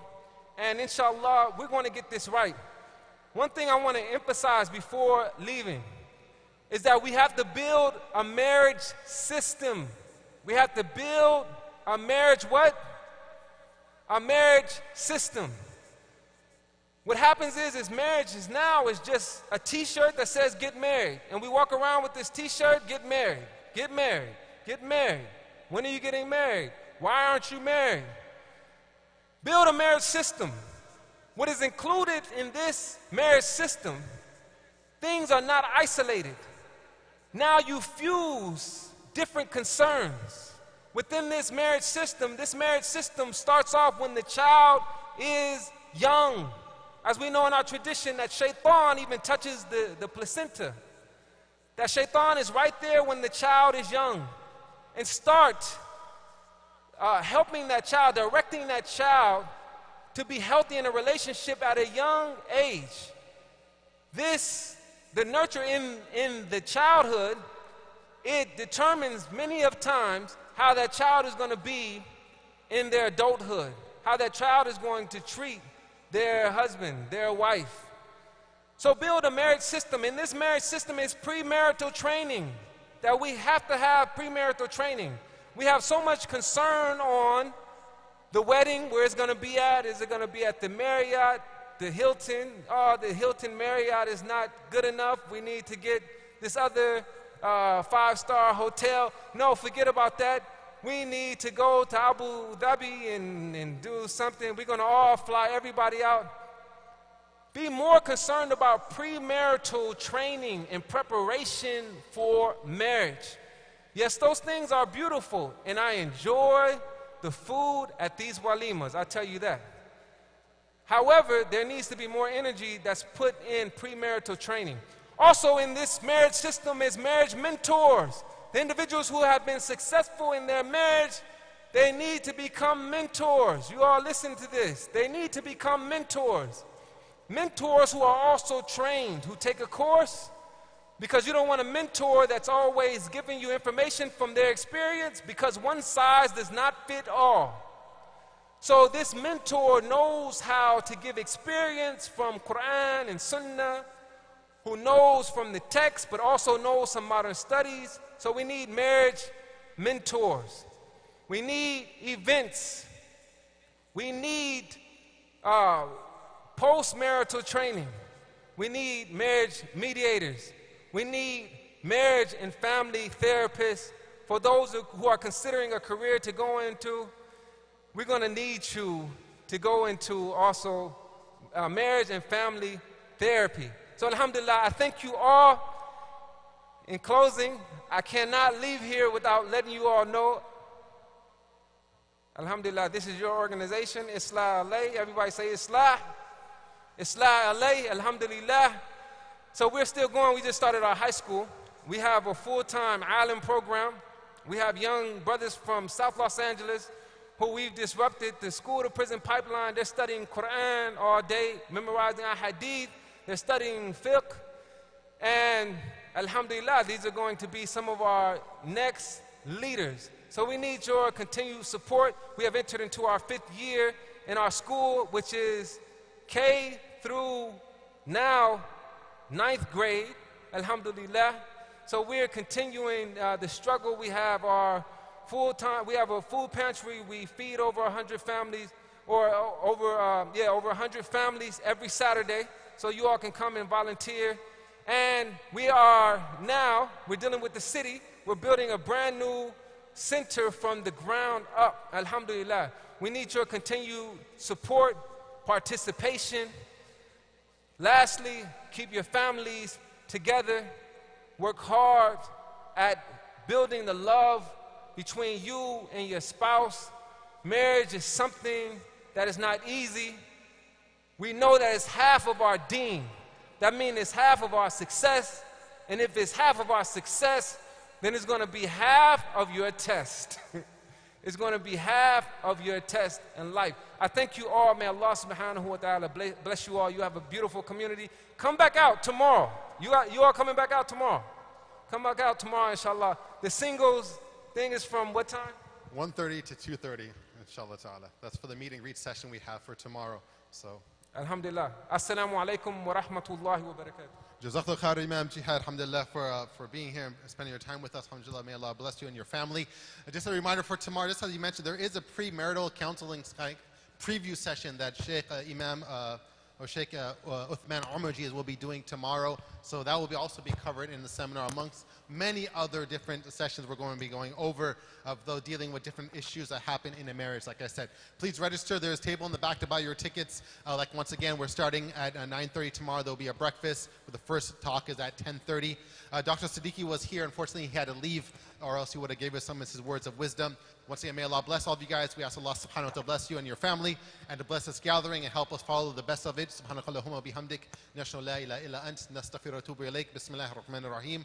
والعصر إن الإنسان لفي خسر إلا الذين آمنوا وعملوا الصالحات وتواصوا بالحق وتواصوا بالصبر سبحان ربك رب العزة عما يصفون وسلام على المرسلين والحمد لله رب العالمين.